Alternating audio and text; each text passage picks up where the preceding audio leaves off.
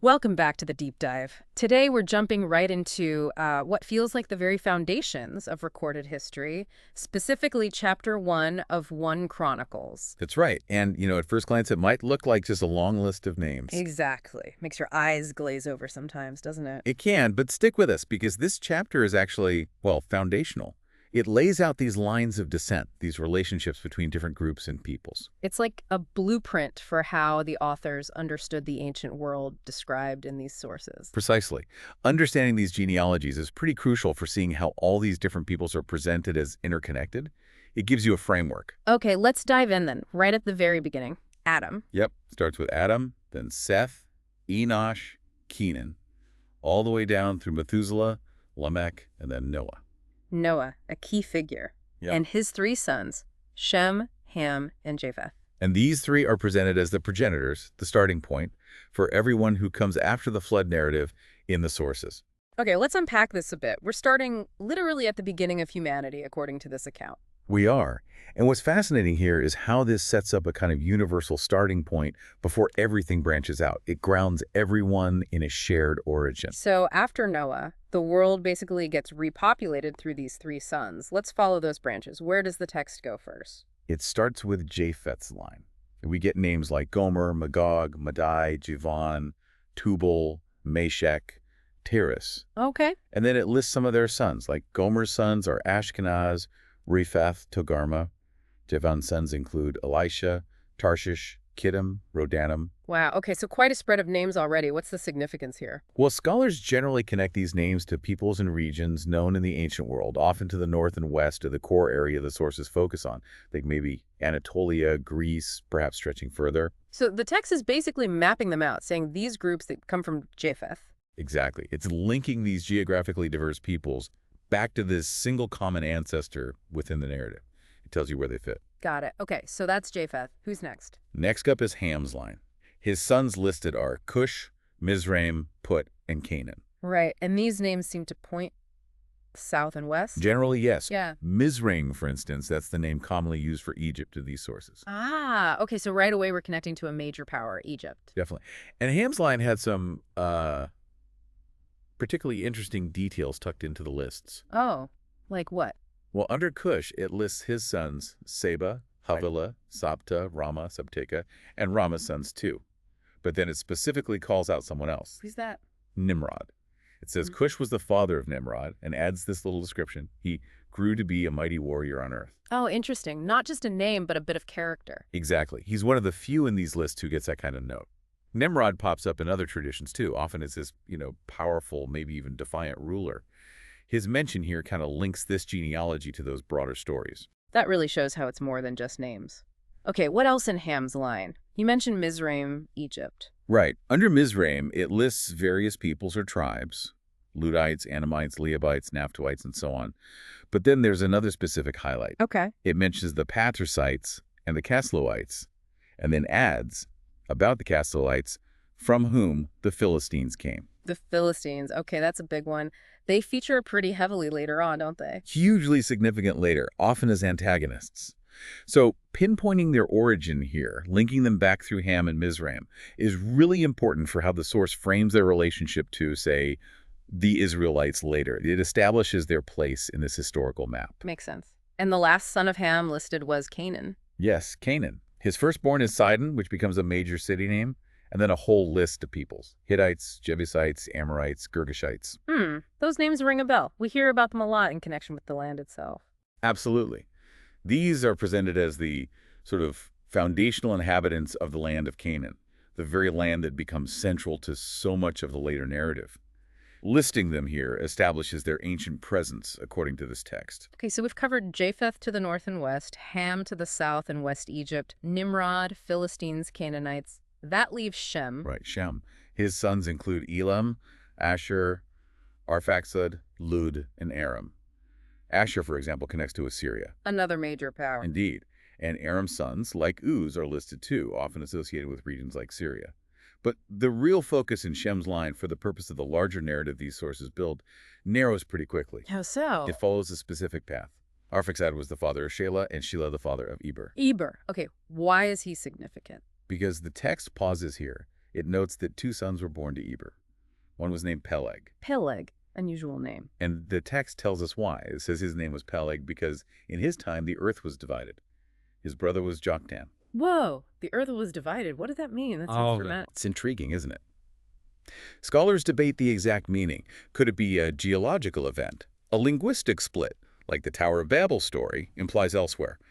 A political division? We don't know for sure.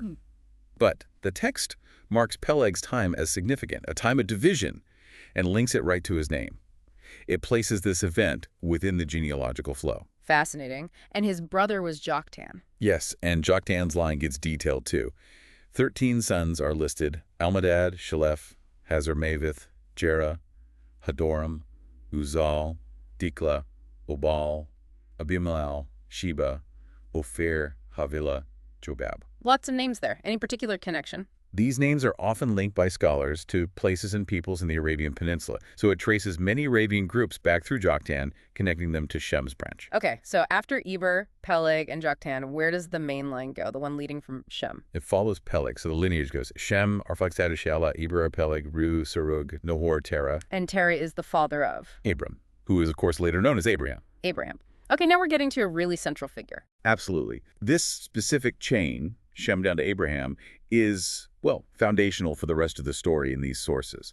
It anchors Abraham firmly in this grand universal genealogy stretching back to Adam. It gives his story deep historical roots within this framework. So from Abraham onwards, the family tree really starts to branch out significantly, doesn't it? And the chapter follows these branches. It does. First, it lists Abraham's sons, Isaac and Ishmael. Isaac and Ishmael, another really critical split point. Yes, it marks a divergence into 2 major lines of descent that become incredibly important and sometimes rivals in the later narratives. The text details Ishmael's descendants first, right? His sons. That's right. Nebaioth, Kedar, Adbeel, Mibsam, Mishma, Duma, Massa, Hadad, Tema, Chetur, Naphish, Kedema. 12 sons listed. And these are considered the ancestors of? The Ishmaelites. Various groups, often associated by scholars with northern Arabia, who definitely interact with Isaac's descendants later on. Okay. But Abraham had other children besides Isaac and Ishmael. Yes. The sources mention sons born to Keturah, who's described sometimes as his concubine or later wife. Right. I remember that. Who were they? Zimran, Jokshan, Medan, Midian, Ishbak, and Shua. And it even lists some of their descendants, like Jokshan's sons, Sheba and Dedan, and Midian's sons, including Ephah. Midian. The Midianites. They show up later, too, quite a bit. They do. People like Moses' father-in-law are identified as Midianites. So this shows Abraham's lineage, as understood by these authors, extended quite broadly, incorporating these other significant groups. So Ishmaelites, Midianites, but then the focus narrows again. Sharply. The text states very clearly, Abraham was the father of Isaac, and then the sons of Isaac, Esau and Israel. Esau and Israel. Jacob, who becomes Israel. This is the pivotal point for the main narrative, isn't it? Absolutely. Esau, also known as Edom, and Israel, the collective name for Jacob's descendants. This sets up the intertwined and often contentious history of these 2 peoples. So let's follow Esau's line first, as the chapter does. Esau, or Edom. Right. His sons are listed: Eliphaz, Reuel, Jush, Jalam, Korah. Then it details their descendants. And I see a familiar name there under Eliphaz's sons, Amalek. Yes, Amalek, mentioned as the son of Eliphaz by his concubine Kimnah. Amalek, or the Amalekites, become recurring antagonists later in the narrative. So tracing Amalek back to Esau, Abraham's grandson, that frames the conflict differently, doesn't it? Makes it almost a family feud deep down. According to this text, yes. It places that long-standing conflict within this very ancient familial context. The chapter also lists the sons of Seir the Horite. Who were they? They're presented as the original inhabitants of the land, Mount Seir, where Esau and his family settled. So it shows layers of population history in Edom. Interesting. Okay, so we have Esau's descendants, including Amalek and the earlier inhabitants, but then the chapter does something else, quite detailed. Yes, it lists the kings of Edom. Right, and it makes a specific point. What was it? It explicitly states these kings reigned in Edom before any Israelite king reigned. Ah, that's it. So it's highlighting that Edom had established kingship, a monarchy, before the Israelites did. Precisely. It gives Edom its own distinct early political history within this record. It shows they weren't just tribal groups. They had a functioning monarchy early on. Okay, let's look at some of these kings. The text gives a few details, right? Not just names. A couple, yes. After listing Bela, son of Beor, and Jobab, son of Zerah, It mentions Husham and then Hadad, son of Bedad. Hadad, son of Bedad. What's the detail there? It adds that he defeated Midian in the country of Moab. Oh, wow. So not just a name in a city, but an actual military accomplishment mentioned. Exactly. It's a little snapshot of action, of regional conflict embedded right in the genealogy. Gives you a glimpse of the kinds of events deemed important. That does bring it to life a bit more. The list continues with Samlah, Shaul, Baal-Hanan, and then another king named Hadad. Yes, a second Hadad. And he also gets to specific detail, but this time it's about his family. What does it say? It lists his city, Pau, and then names his wife, Mehetabel, daughter of Matred, who was the daughter of Mizahab. That's incredibly specific, naming the queen and tracing her lineage back 2 generations. Why include that, do you think? It's hard to say for sure, but including such detail about a queen suggests her family, or perhaps the place associated with her grandmother, Mizahab, held significant status or importance. Maybe it indicates a key political alliance formed through that marriage. Fascinating. So after this whole list of kings, The chapter finishes the Edomite section by listing the chiefs of Edom, names like Timnah, Alva, Jeseth, Oholibamah, Elah, Pinion, and so on. chiefs. So maybe a different leadership structure alongside the kings. It could suggest a shift, maybe different periods, or perhaps tribal leaders ruling concurrently or in different regions. It adds another layer to Edom's political picture. Okay, wow, we've covered a lot of ground there. Taking a step back from all these names and lineages, Adam, Noah, the 3 sons, Japheth spreading out, Ham with Egypt, Nimrod, Philistines, Canaanites, Shem leading down to Abraham, then Ishmael, Keturah's sons, Isaac, and finally this deep dive into Esau's line with kings and chiefs. What's the big takeaway here for you, the listener? Why is this chapter here? Well, I think the primary purpose of these incredibly detailed genealogies, especially in ancient texts like this, is really multi-layered. First off, it's about establishing identity. Who's who and where they came from. Exactly. Lineage was fundamental. It defined who you were, your status, your connections. It's how these societies often understood themselves and their relationship to everyone else. It really is like the ultimate family tree, but with huge geopolitical implications. You could put it that way, yeah. And secondly, it connects all these seemingly disparate peoples. Mesopotamians like Nimrod, Egyptians, Philistines, Arabians, Canaanites, Edomites. It weaves them all into a single overarching historical framework. Saying, essentially, we all ultimately come from the same place, back to Noah and Adam, according to this view. Right. It shows how they're all understood to be part of the same human story, even if their paths diverge dramatically. And by mapping those connections, it kind of sets the stage for everything that follows, doesn't it? The alliances, the rivalries. Precisely.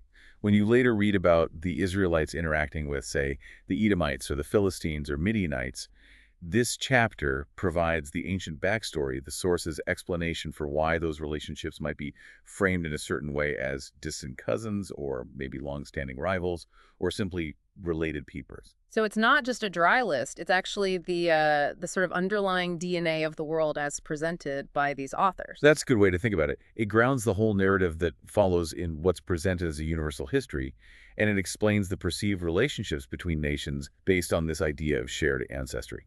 It's really quite incredible when you think about the sheer scope of history, or perceived history, packed into just this one chapter, from the very first humans right down to established kingdoms. It truly is vast, and this deep dive into chapter 1, it really prompts an important question, something for you to consider as you encounter these groups and stories elsewhere. What's that?